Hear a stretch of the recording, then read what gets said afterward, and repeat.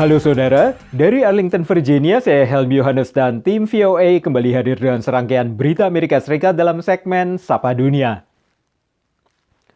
Pusat Pengendalian dan Pencegahan Penyakit Amerika Serikat CDC mengambil langkah baru untuk menekan penyebaran virus corona, yakni mewajibkan pemakaian masker di seluruh transportasi publik di negara ini, mulai dari pesawat terbang hingga ke bis kota.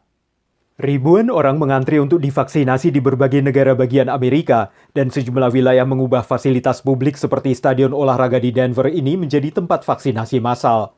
CDC memberlakukan wajib pemakaian masker di seluruh transportasi umum seperti pesawat, kereta api, bis, dan taksi mulai Senin malam ini dengan ancaman denda bagi yang melanggar. Langkah ini diambil setelah Amerika mengalami tingkat kematian tertinggi dalam 1 bulan, yakni 90.000 orang meninggal selama bulan Januari. Mutasi virus corona terjadi di seluruh Amerika dan para pejabat kesehatan mengkhawatirkan meluasnya penularan varian baru COVID. Varian yang sangat menular dari Afrika Selatan dilaporkan ada di negara bagian Maryland dan South Carolina. Dan varian asal Brasil terdeteksi di California dan Minnesota.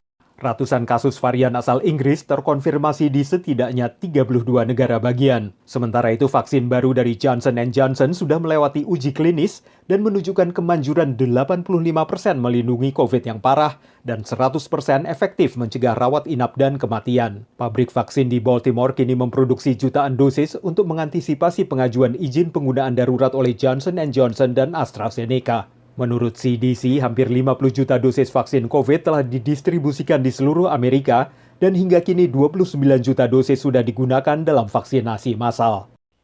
Saudara Presiden Amerika Joe Biden menandatangani sejumlah instruksi presiden untuk memangkas emisi migas dan batu bara guna mengatasi perubahan iklim. Biden berambisi untuk mengembalikan posisi Amerika sebagai pemimpin global dalam melawan krisis iklim.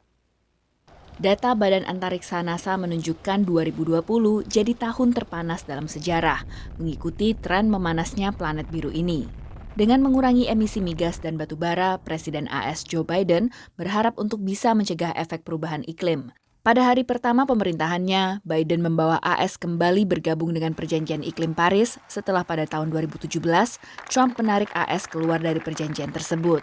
Paris alone is not enough. Not when almost 90% of all of the planet's emissions, global emissions, come from outside of U.S. borders.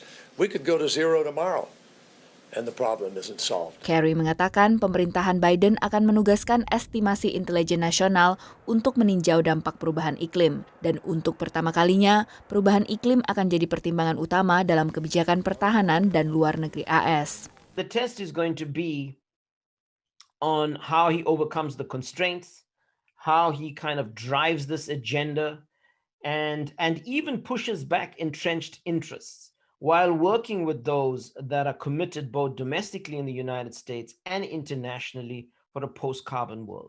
Rencana Biden juga meliputi pemulihan ekonomi dengan menciptakan lapangan kerja bagi mereka di bidang migas yang akan terdampak. Namun tak semuanya setuju dengan rencana tersebut. Why we would want to trade one job for another and go through the transition and all the costs, particularly when the end result's going to cost everybody more money. Kebijakan iklim Biden juga memprioritaskan keadilan lingkungan dengan mengarahkan berbagai lembaga untuk berinvestasi pada komunitas berpendapatan rendah dan minoritas yang kerap jadi korban terparah bencana alam, polusi, dan dampak lain perubahan iklim. Demikian laporan tim VOA.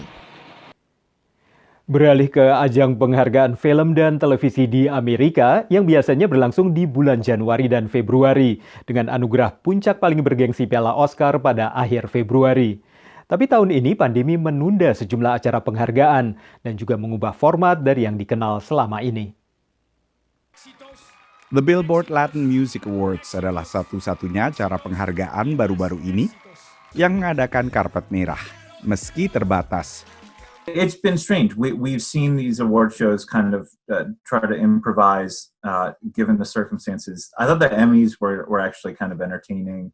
I thought they found a way to make it work with people scattered all over the place and cameras where winners were. Artis dan pelaku industri lain yang dinominasikan umumnya berada di rumah dan berkomunikasi lewat aplikasi pertemuan virtual. I'm going to go for comfort. and take advantage of the fact that I don't have to stand up and I don't have to sit. I can be in bed, hopefully, with my hot water bottle. And this is now me saying that, and then there's going to be a ton of people, but no one can control me when I'm alone at home. Penghargaan paling bergengsi perfilman biasanya digelar pada Februari.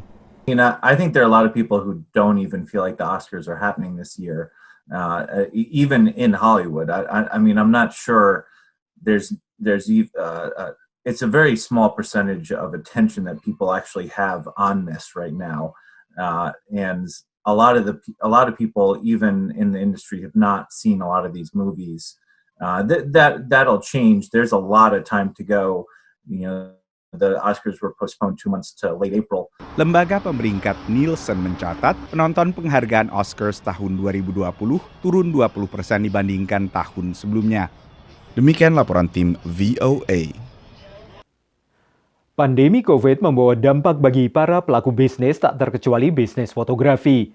2 fotografer diaspora Indonesia di Atlanta, Georgia dan Berkeley, California membagi pengalaman mereka, termasuk pengalaman tertular virus corona saat melakukan pemotretan.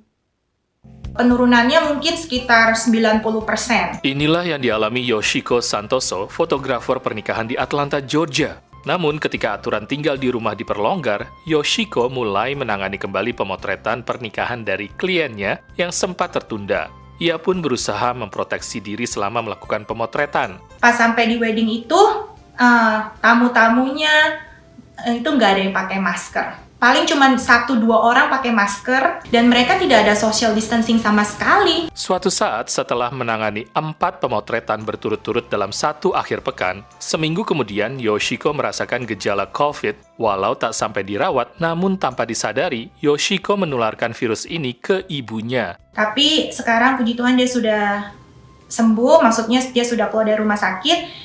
Pengalaman berbeda dialami Mariati Paham, fotografer keluarga di San Francisco Bay Area, California. Jadi tahun ini meskipun dalam masa pandemi, alhamdulillah saya masih bisa menjalankan beberapa family photoshoot untuk mereka. Mariati kebanyakan hanya melayani klien rutin dan pengambilan foto pun dilakukan di luar ruang. Sebenarnya kekhawatiran itu datang dari dua belah pihak ya. Concern nggak cuma dari pihak klien, tapi juga dari pihak saya sendiri, karena saya memiliki keluarga juga. Secara fisik, pekerjaan ini menjadi lebih berat karena harus memakai lensa panjang untuk menjaga jarak dan memakai masker. Pada masa pandemi ini, saya meliput beberapa ulang tahun anak-anak yang dilakukan secara drive-thru. Dan mereka hanya bisa memberikan ucapan dan kado dari dalam mobil ya. Walau bisnis masih dapat berjalan, baik Yoshiko dan Mariati berharap kondisi akan membaik di tahun 2021. Dari Washington DC, Zulfian Bakar, Nia Iman Santoso, VOA. Saudara, kami akan kembali dengan Sapa Dunia Senin depan. Terima kasih atas perhatian Anda. Dari Arlington, Virginia, saya Helmi Yohanes dan tim VOA.